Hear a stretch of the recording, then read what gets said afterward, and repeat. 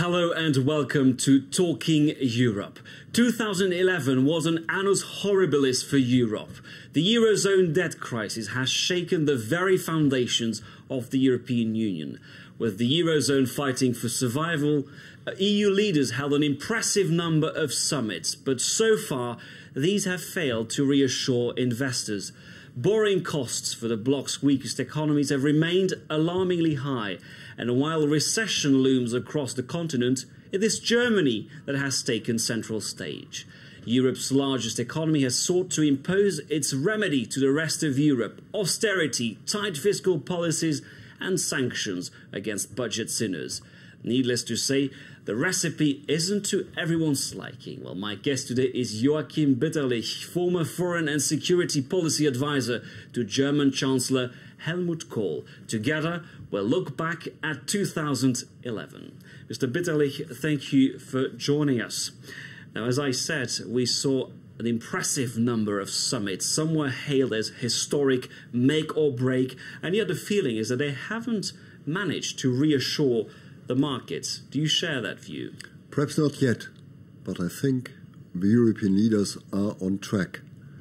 They needed a certain time. Perhaps for certain observers the time was too long, but they had first of all to reflect about what are the right steps in a crisis, which is a crisis first of all of confidence, lack of confidence between policy and the economy, but at the same time between policy and the voters. In my eyes, even a dangerous crisis in that respect, a certain rift which is growing. A rift between Germany, the northern nations, and potentially the more profligate nations. I don't think. I think they needed a certain time to reflect what is the right answer in a crisis which is without any precedent in the past. Look backwards, just one decade. We had begun a transition in 1989, and at the beginning of this new century, we thought this transition is slowly over. We were preparing actively the entry into force of the euro. We were preparing reforms within the European Union. The economy went rather well if you compare it to the 90s, and you thought Europe is back on track, more or less. But to some extent, we underestimated that the world around us had changed. The world has changed, everybody will agree, but there was a problem. The debt crisis comes from the fact that the states overspent. They broke the rules, the Maastricht criteria. We had in the first decade this new phenomenon that the states thought all is well, the euro is introduced, the euro gave to us the necessary stability. Please look back to the 90s, where we were running from one monetary crisis to the other. Imagine for 1 second Europe in the first years of the new century without the euro, with still the national currencies. Imagine September 11th and the days and the weeks after. Imagine the war in Afghanistan or in Iraq, and Europe without a common currency. Imagine this for 1 second. Things would have been worse. It was going well, but at the same time we were beginning to become complacent, if you want. Mm-hmm. Complacent, first of all, with regard to the criteria we had concluded in Maastricht in 91, strict budgetary and debt criteria, and the sensation was to some extent that the two founding members, France and Germany, were violating voluntarily the criteria, Schröder and Chirac, in the first years of this century. And at the same time, we were, to some extent, complacent towards debt, state debt, if you want. And the first basis, the first problem of a crisis where we live now is state debt. It's not only a European crisis to that extent, it's at the same time an American crisis, if you want. And we had perhaps underestimated all these events. Let's take the crisis around Lehman Brothers, the crisis around the American economic and financial policy, the American debt crisis, and suddenly we had it in Europe too. And with our banks fully involved in the crisis. Contagion. In this global village, let's talk about your country of origin, Germany. For more than a year, Angela Merkel, the German Chancellor, has taken central stage. The leader of Europe's largest economy, she has sought to impose her vision to the rest of Europe. German-style fiscal orthodoxy and sanctions against budget sinners. But her critics accuse her of dragging her feet, resisting the creation of Eurobonds and preventing the European Central Bank from intervening more aggressively on the markets. In my eyes, she was right. She was right, but Helmut Kohl, with whom you work very closely, has been very critical of Angela Merkel, saying that she's destroying the foundations of Europe through this policy. You don't agree? Well, you have to understand, let's say, the character of politicians. Helmut Kohl has been, let's say, a visionary man. Angela Merkel is much more pragmatic. It's a new type of leaders we have in Europe. And she had to get, first of all, familiar with the crisis and the possible response. And you have to understand, too, she was under, let's say, political pressure at home. Mm-hmm. Because the Germans had done their homework in the last 5 years. So she's not dragging her feet? In my eyes, she was, let's say, perhaps typically, waiting to see a more clear horizon in front of her. So is it the case that she says, look, first we need new rules, we need this pact, we need the assurance that the mistakes... Not only new rules, what we need, first of all, is to change of our policies, the enforcement of new policies. And her problem was, and is, the Germans had done the necessary reforms. And suddenly we were in front of this phenomenon, if you want. The Europeans want us to help there. And why the hell should Germany help if these other countries do not execute the necessary reforms as we Germans have done once Germany has the assurance that the rules will be respected, do you think Germany will agree to Eurobonds and to allow the ECB to play a more aggressive role? First of all, the ECB, I think if you look at the last days, especially you see the confidence of Mrs. Merkel and Nicolas Sarkozy into the European Central Bank. Because the European Central Bank is fully playing its role as lender of last resort of the banking system in Europe. And please do not underestimate this. So there's a bit this is for me a key. Don't ask, don't tell policy. We allow the ECB to remain independent. We don't want to know because, as you're saying, it is already acting as a lender of last resort. The leaders have done, let's say, have put into force the first step, the necessary basis, and this allows the European Central Bank to play its role following its status in Europe, which is a bit different to the status of the Fed in the United States or to the Bank of England. Therefore, I think if you observe well the last weeks, the first weeks of Mario Draghi, you can see there is a new confidence established, and Mario Draghi and the bank is fully playing its role as the emergency. Will this be enough to save the currency you helped conceive with Helmut Kohl at the time? I think this is the first step the Europeans have done. We are not yet out of a tunnel. We are on track towards such a situation. There are many other steps to come on, but I think we are on track towards it. You mentioned Nicolas Sarkozy. It takes two to tango, as they say. This year we saw Angela Merkel with Nicolas Sarkozy, the so-called Franco-German couple, which got a new name last year. It's called Merkozy. Is it a good couple? Does that remind you of the dynamics that you saw between Mr. Kohl and Mr. Mitterrand at the time? We were living at that time, in another time, if you want, in a difficult political transition with enormous uncertainties. Today, these are other uncertainties. And I think the role of this tandem has to be adapted. And I think Angela Merkel and Nicolas Sarkozy needed a certain time to get, let's say, familiar to each other, to know each other. They're very different. How the one is reacting towards the other, etc. And they needed a certain time. Today, both have understood one thing. They have to act together in order to play their role within Europe. And I think they do it.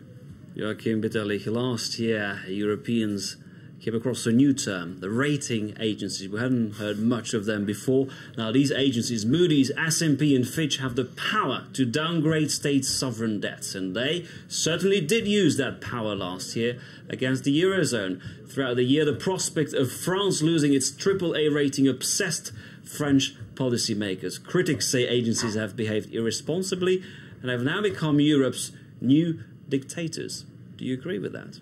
But please, look at the phenomenon. In the past, we were treating the agencies just like a messias, if you want.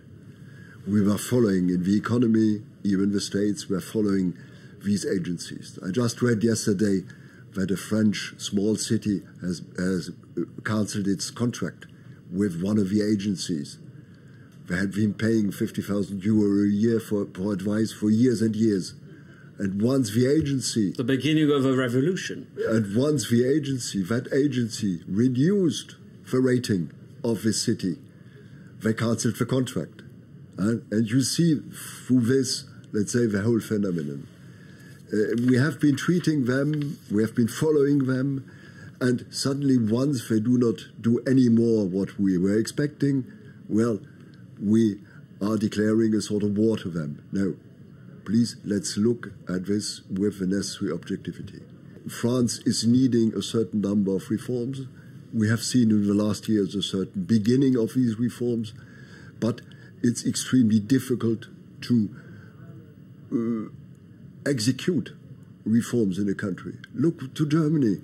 Chancellor Schröder, year 2005 to 7, put its own chancellorship into danger by leading the reform about the German labor market and the German market of subsidies. But the Germans have, in these years, got back their competitivity with regard to the other Europeans. On December 18th, Václav Havel died in Prague, a former Czech dissident, playwright, the first president of post-communist Czechoslovakia. I know you knew him personally. He's, of course, an icon of the fight against communists, this Velvet Revolution. What do you remember? How do you remember him? Václav Havel was first of all a poet, at the same time a political poet, a man of conciliation, a man of reconciliation. And one of his important goals has been the reconciliation with the Germans. Therefore, I'm grateful to a personality like Václav Havel. He was the first one saying clearly to the Germans, please, we can't forget the past, but let's overcome that situation. And I compare him to a personality like Lech Wałęsa in Poland. Don't forget, we have seen there the first democratic government in the East, Poland. Then followed the Czechoslovakia at that time in a difficult mood as a front state in the Soviet bloc. And look back to 1968, the events in Prague, look then to the development afterwards, and then to the courageous work of Václav Havel and others in the Czech Republic today. And we'll finish, of course, with another revolution, a big revolution, which took place last year in the Arab world, the so-called Arab Spring. Arab Spring? The Arab Spring. Should we call it spring? Do you already call it winter? I'm not yet sure how we will have really to evaluate the events in different Arab countries. Are you pessimistic for the future? Frankly spoken, I'm not yet sure what will be the result. And I'm not sure whether we are really estimating well what's going on in these countries. What is it that you fear? Is it a rise of a more radical type of Islam? Well, the lack of leadership? I give you the example. We were really all surprised by the rise of the Salafists in Egypt. Therefore, it's impossible for the Muslim brothers to govern on their own. They have to, let's say, to proceed towards a historical compromise to some extent with the Salafists. Under these conditions, what will be the position of the army? What will be Egypt in the future? In the past, a reliable ally of the West, but in the future, a more aggressive country? Question mark. Go over to an area which is much nearer to France. I was astonished to look at Tunisia. Tunisia has been to some extent a dictatorship, yes. There has been a certain revolution, yes, a loud revolution, renunciation of power. But what will be the result? Friends of mine tell me that they are astonished to see young people leaving university who are more conservative than many of us are thinking in Europe. I hope Tunisia will match it. I look to Algeria. Algeria living since the tragic events in the middle of the 90s in a difficult coalition between the former National Party, the FLN, the army, and the religious people. And what's really the future of that country? In my eyes, a country which is not stable. And very Look briefly, at Morocco, same applies. Very briefly, we said that 2011 was an annus horribilis. You sound quite pessimistic about the Arab revolutions. Very briefly, what does 2012 have in store for us? My hope is to come back to more stability, back to stability, and at the same time to a more long-term thinking, to long-term perspectives, if we do not call it a vision. What we need back is a vision for Europe, a vision of what we want to reach in the longer run, and giving back to the people that common vision of Europe, because Europe is in front of a crucial question, perhaps more crucial than ever: how to assure in the longer run the survival of its success story we have been gone through for 60 years after the last World War. This is for me today the key question of the Europeans: how to preserve that success story in the longer run. Joachim Bitterlich, former advisor to German Chancellor Helmut Kohl, thank you very much indeed. And thank you for watching this edition of Talking Europe. Allow me to wish you a very happy new year, hopefully together with us on France 24. From all of us here, goodbye.